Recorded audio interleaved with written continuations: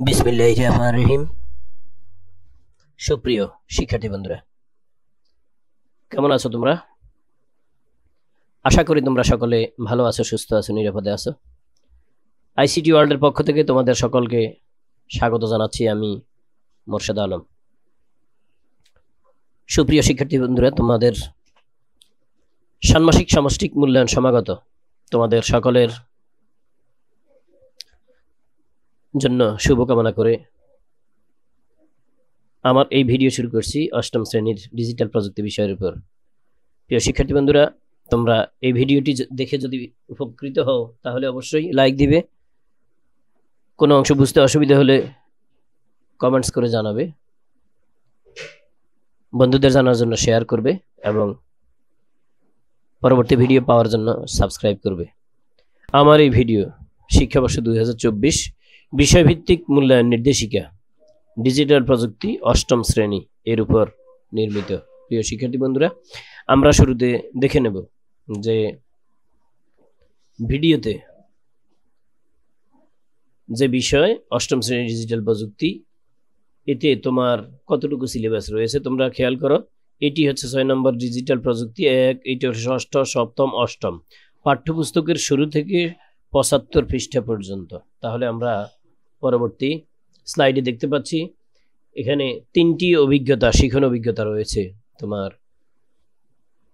তথ্য যাচাই অভিযান 1 থেকে 26, ডিজিটাল প্ল্যাটফর্মে ব্যক্তিগত তথ্যের নিরাপত্তাজনিত ঝুঁকি, নাগরিক সেবা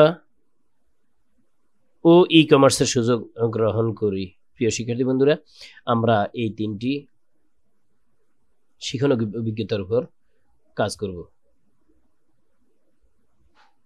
এবারে আমরা পরবর্তী স্লাইডে দেখতে পাচ্ছি অষ্টম শ্রেণীর ডিজিটাল প্রযুক্তি বিষয়ের ষান্মাসিক সামষ্টিক মূল্যায়ন নির্দেশিকা।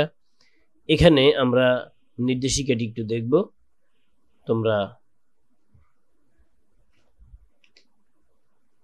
স্ক্রিনে দেখতে পাচ্ছ মূল্যায়ন নির্দেশিকা। এখানে তোমার যোগ্যতা ভিত্তিক, শিখন অভিজ্ঞতা ভিত্তিক, শিখনকালীন মূল্যায়ন, একীভূত শিক্ষা, সহযোগিতামূলক শিক্ষা, এই নতুন কারিকুলামের বৈশিষ্ট্যগুলো উল্লেখ করা আছে। প্রিয় শিক্ষার্থী বন্ধুরা, স্ক্রল করতে করতে আমি একটু বলছি তোমাদেরকে, তোমাদের মূল্যায়ন হচ্ছে 2 ধরনের।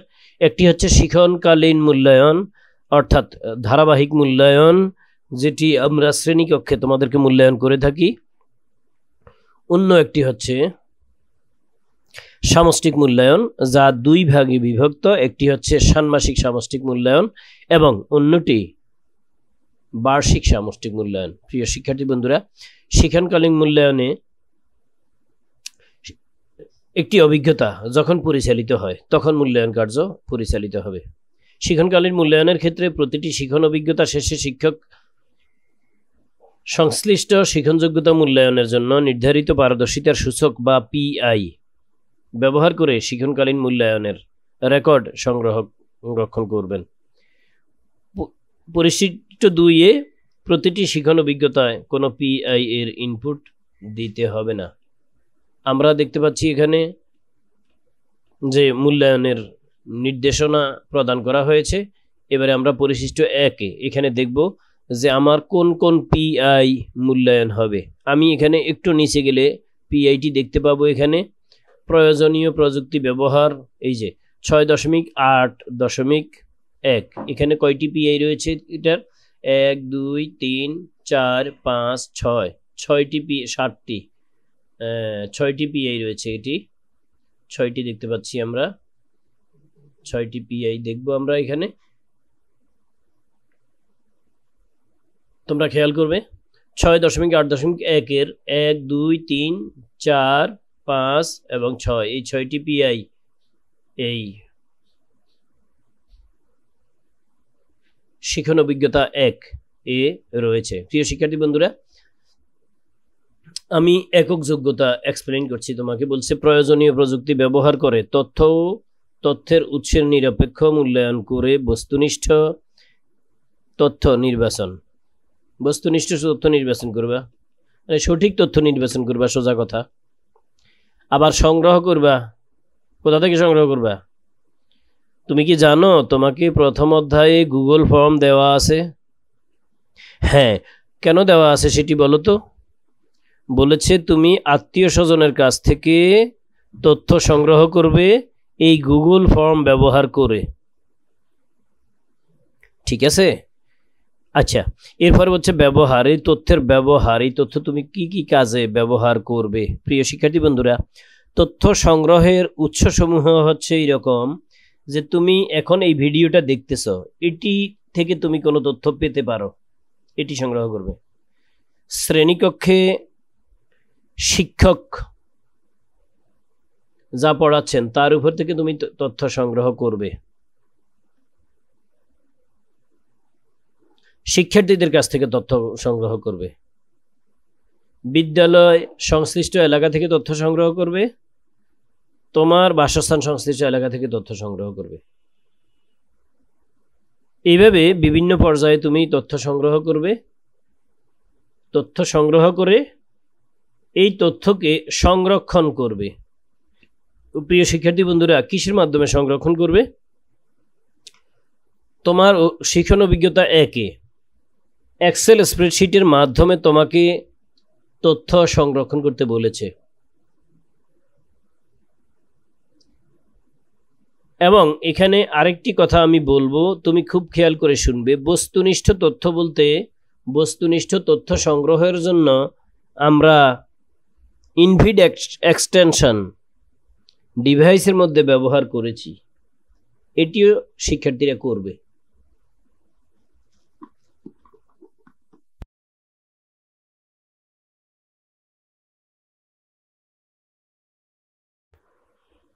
প্রিয় শিক্ষার্থী বন্ধুরা, এবারে একটি একটি করে, সবগুলো নয় বরং যে কোনো একটি পিআই এর এক্সপ্লেইন করছি আমি। 6.8.1.2 তথ্যের উৎস কিভাবে নিরপেক্ষতা হারাতে পারে তা বিশ্লেষণ করতে পারছে।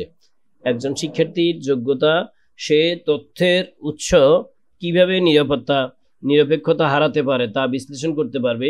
এক্ষেত্রে তথ্যের প্রদানকারী মানবীয় উৎসের পক্ষপাতিত্বের কারণ চিহ্নিত করতে পারছে, এটা একটা বিষয়। তাহলে এক্ষেত্রে যদি তুমি এইটুকু করতে পারো যে মানবীয় উৎসের পক্ষপাতিত্ব চিহ্নিত করতে পারো, তাহলে তুমি চতুর্ভুজ পাবে। যদি তথ্য প্রদানকারী গণমাধ্যমের পক্ষপাতিত্বের কারণ চিহ্নিত করতে পারো, তাহলে বৃত্ত পাবে। তথ্যের ডিজিটাল ও নন ডিজিটাল উৎসের পক্ষপাতিত্বের কারণ চিহ্নিত করতে পারলে ত্রিভুজ পাবে। এখানে তিনটি যোগ্যতা, কিন্তু এটা তুমি বুঝতে হবে। এই তিনটি যোগ্যতা অর্জন করতে গেলে তুমি যদি বিশেষ করে তথ্যের ডিজিটাল ও নন ডিজিটাল উৎসের পক্ষপাতিত্বের কারণ চিহ্নিত করতে পারো, সেক্ষেত্রে তুমি ত্রিভুজ পাবে। এবারে তুমি দেখবে তথ্য প্রযুক্তি ব্যবহার করে একটি উৎসের যথার্থতা বিবেচনা করে বস্তুনিষ্ঠ তথ্য নির্বাচন করতে পারছে।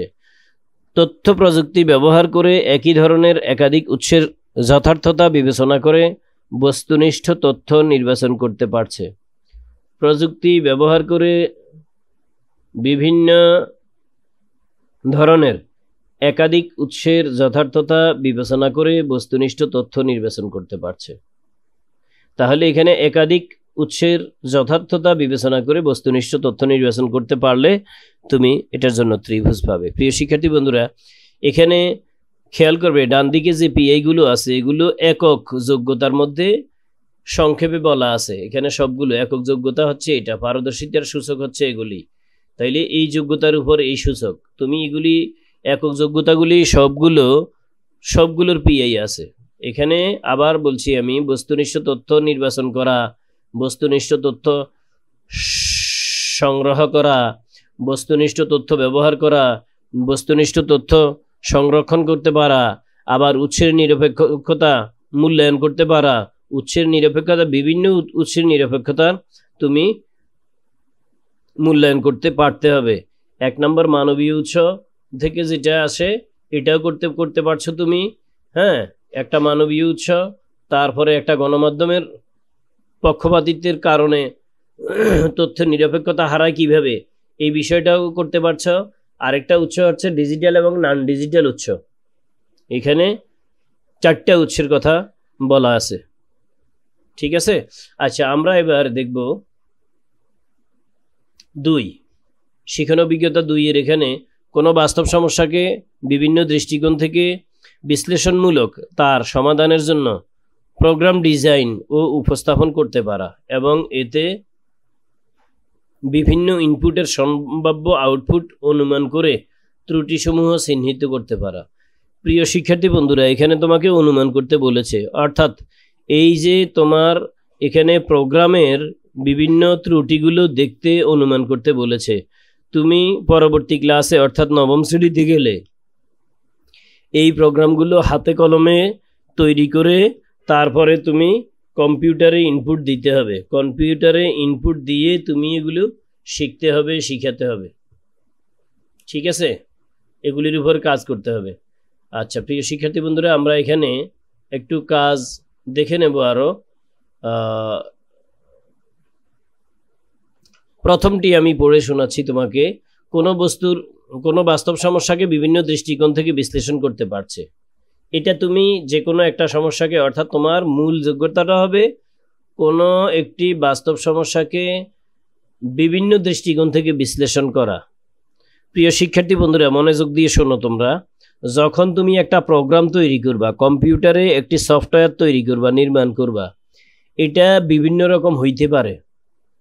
ঠিক আছে, এই প্রোগ্রামের ফেজ বিভিন্ন রকম হইতে পারে, আউটপুট বিভিন্ন রকম হইতে পারে।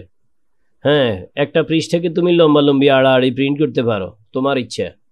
এখন এই যে বিভিন্ন রকম প্রিন্ট করা, এটাও তোমার একটা দক্ষতা। এই দক্ষতার কারণে তুমি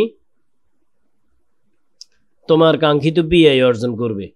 আচ্ছা, এখানে আমি শোনাচ্ছি তোমাকে, একটি বাস্তব সমস্যাকে প্রচলিত নির্দেশিত দৃষ্টিকোণ থেকে বিশ্লেষণ করতে পারছে।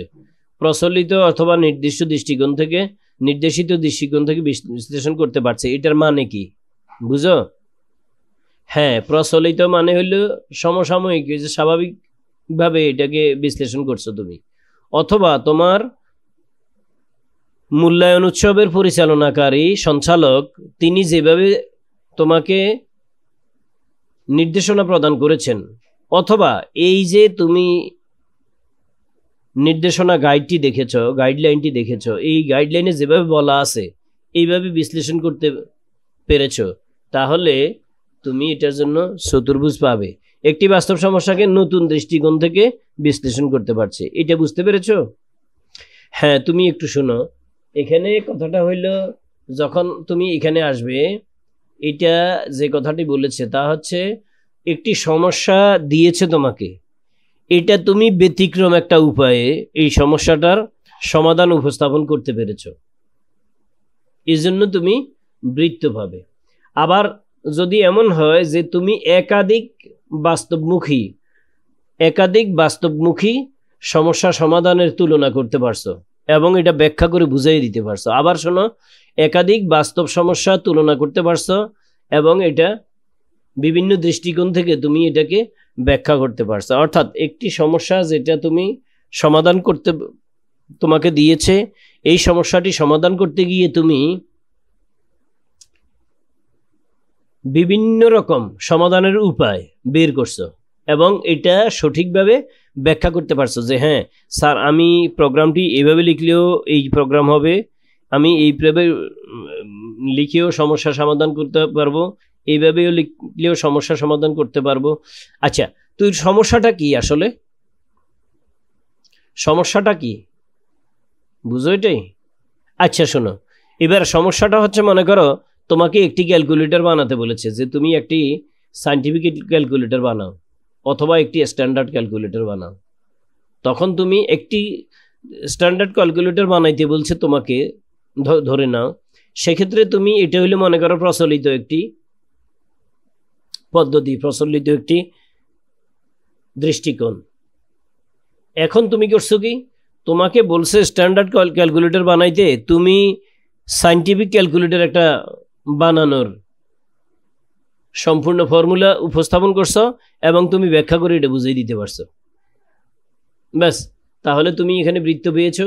এবারে তুমি দেখা গেল তুমি স্ট্যান্ডার্ড সায়েন্টিফিক সবগুলো তুলে ধরছো, যে কি কি করা যায়, আর কি কি করা যায়, আর বড় কিভাবে হয়, হ্যাঁ, এবং সবগুলো ব্যাখ্যা করতে পারছো।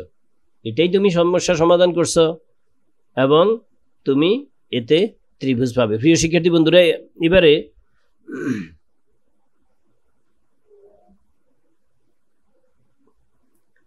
আমরা অন্য একটি সমস্যা দেখব। এখানে আরেকটি পিআই আছে। এখানে আমরা বেশি দূর পর্যন্ত যাব না, এই পরের তোমরা এইটুকু দেখবে, সরি এইটুকু এখান থেকে দেখবে, ভালো করে দেখে নিবে। হ্যাঁ, আমি পরের অংশটা দেখাচ্ছি। এখানে একটি প্রোগ্রামের বিভিন্ন ইনপুটের জন্য আউটপুট কি হবে তা নির্ণয় করতে পারছে। হ্যাঁ, তুমি যে ইনপুট দিলে আউটপুট কি হবে এটা নির্ণয় করতে পারা তোমার একটা শিখন যোগ্যতা। এবারে একটি প্রোগ্রামের একটি সাধারণ ইনপুটের জন্য আউটপুট কি হবে তা নির্ণয় করতে পারছে, একটি ইনপুটের জন্য একটি আউটপুট।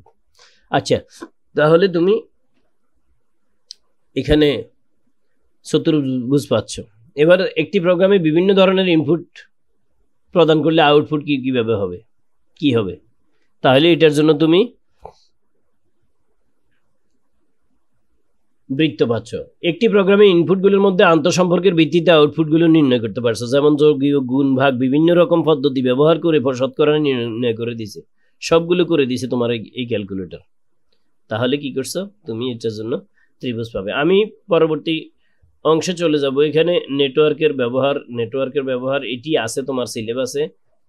তোমার কিন্তু সিলেবাস এ পর্যন্তই, এটি দেখে নাও।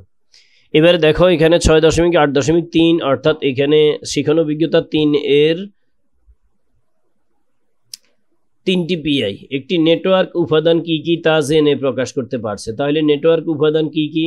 নেটওয়ার্কের সাধারণ উপাদান সমূহ চিহ্নিত করতে প্রকাশ করতে পারছে।